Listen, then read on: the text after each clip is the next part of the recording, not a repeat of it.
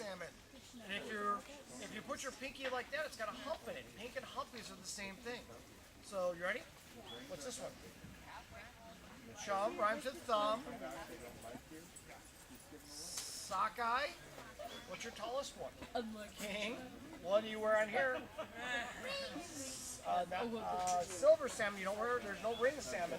It's a silver ring and a. What's this one? Look, you have a pink salmon. Chum, sockeye, king, silvers, and pinks. This is a sockeye salmon. So, and how can you tell that's a salmon? What's the special fin? You know where it is? That. Well, they have, there's dorsal fins, pectoral fins, but it's this. It's called an adipose fin. You get that on trout and salmon.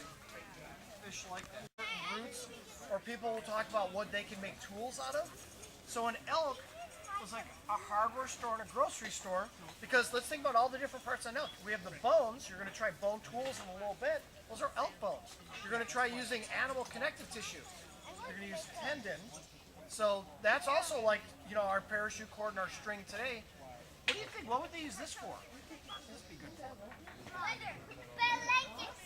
Blankets, sure. You could use it for sleeping. What about, what's this stuff called? There's several names. Fur is one good name. Pelts, what else? H, I think of an H word. Hair, okay. And then, what's this stuff called? Several names again. Leather, that's a good name. What else? Skin, hide, very good. So you've got a ton of experience. Do we still wear animal skins today? Yes. Yeah, I'm looking around, so it made me think of it. That might be a little bit of leather on there. This might be leather right here. So we still use it, but a lot of times it's coming from other places. Yeah, we've got a lot of this around. So, an elk, and then there was all the meat. Yeah. Okay, but look, now wait a second, think about this. We have hearing here. Where's our smell? Where's our sense of smell?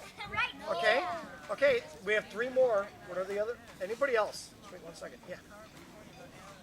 Taste, where's that? Okay, do you realize all three of those are right here in a small area? I just thought about something. What else? There's two more. Radar. No, well, we got taste, smell, and hearing. Two more. Seeing. Eyes and seeing, yeah. So look, notice, look at, do you realize almost all the ones you said are in an area this big? Okay, and there's one more. Touch. Now we can do that in many ways all over the place, but most of our senses are in a little area. So if you were to look at an animal's skull, do you think you could tell something about how they can see their world and experience their world then? Maybe. So if we were to take, let's say an elk, if we were to look at an elk skull, do elk have eyes like we do in the very front of their skull? No, they have it on the side. They're on the sides. Now we're going to try something. And we're going to try something. So Why trying to put our eyes on let's go ahead and stand up for just a second and spread out just a little bit. We're going to look like an elk. We're going to try and look like an elk. So you're going to want to spread out so you have about this much room for a second. All right. So just make sure you've got a little bit of room around you. And then put your hands in front of you. Put your hands in front of you. And we're going to... So do you think we could do experiments just like yesterday to figure out how animals can hear and see? Yeah, we're going to give this a try. Put your hand in front of you, both of them, and wiggle your fingers. Can you see your fingertips? You see your fingertips? Look what I'm doing. My hands are straight out. I'm wiggling my fingertips. Now, you do not want to move your eyes. Keep them looking forward, but start moving your hands back to the sides. I'm looking forward. I'm moving my hands to the sides. And go as far as you can go until you can't see your fingertips. And then stop with your hands. Okay? So go ahead and stop. Now leave your hands in the same spot and look around. You need to see them both at the same time, About the same time. About the same place. Now, do we all see the same way? Do most humans see like that? No. Look around. Yeah, most of us have our hands in about the same spot. Okay, now if an elk, and you were just saying that, so you'll be our elk head, okay? You can put your hands down. So if an elk has its eyes here, how far back can an elk see its world? What do you think? Probably like way back like this. So if there was an elk and a person, and I am a predator, and I'm coming up, who would be able to see me right now? The elk or the person? If you're looking that way. If you're looking forward, who would be able to see me right now? The elk. So you can actually envision how an animal sees its world by looking at a skull. It's that simple. Jar of water, Okay. or a bladder that has water in it. Okay. I can leave it on the dash and it won't hurt it. So you've simply taken this and put it in the pot And mixed it with something for a grog. In this case, it's ash and char, just like that. What's a grog? A grog? Oh, well, I add a substance to it. It could be dust. It could be ground up dung, which a lot of people do. Deer dung. It's real fine. It's Yeah. really nice. The finer it is, the better. I've used dust off of roads, but usually you're building a fire to render your pitch, so you have ash and charcoal, and traditionally that's what they find in most of them. All the artifacts they find that are wooden out here with pitch on them have ash and char in it. A few of them have dung in them, and a few of them have other things in them. So what does that do to it? Okay. The same as a pottery. That's where the term grog comes from. In pottery, they grind up other volcanics or other pottery to add to clays, because all clays will crack. And they have little micro cracks. What happens is all those little micro cracks get together and you have a big crack and a piece falls off or breaks a tooth.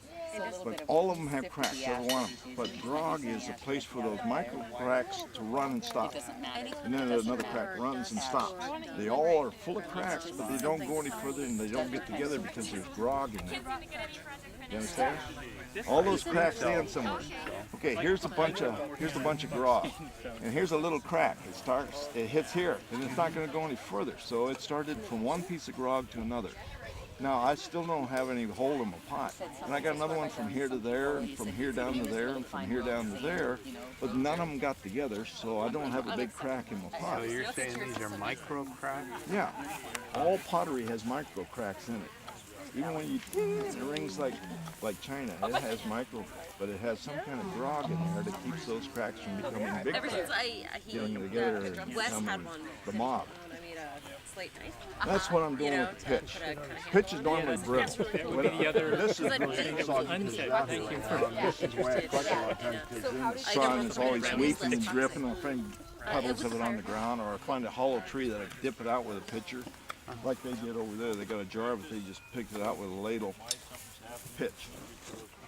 But what proportion of grog do you have per pitch? I just do it by eye. You just go by the way it looks here. I can add some more right now. Is that what's in your pot there? Yeah, just some ash. What does your eye tell you? I don't want it to look dry. I want it to look wet. It still looks wet, but I want to have enough in there that's going to be efficient. Here's a chunk of bark. See, I don't usually worry about that, even when it shows up later. They end up on a pitch stick, because I'm using such small amounts that I can pick out the debris then. If I'm at home and I really want some clean pitch, I'll run it through an old flower sieve or something. And I keep all the rest of it for quite a bit. This white ash versus gray ash versus black. Now, most of them are found with a mixture of both charcoal. You can grind charcoal, which a lot of people do. I've used and they have found things like road dust. Do you know what time it is? Anything that's fine that you can mix in there. 15. And juniper, I get it off of juniper. Sometimes I find balls of it underneath juniper trees. I've seen them. My boy picked up a bunch of glass jute and made probably about this much worth of pitch sticks. Pitch is sapped from trees like pine and juniper and things like that, in case nobody understands that. Conifer trees. And if I need a bunch of this stuff, I find one of those things and there's usually some wound on it and I get a small amount. Sometimes there's scars on them like they do at road cuts and logging operations and new construction. And those scars in time will just weep copious amounts of it. Sometimes in one wound you can get this much pitch, which is a lot of pitch. Now I wouldn't use this much, probably 3 or 4 years, unless I was doing high production. So it doesn't take a lot to do it. You certainly need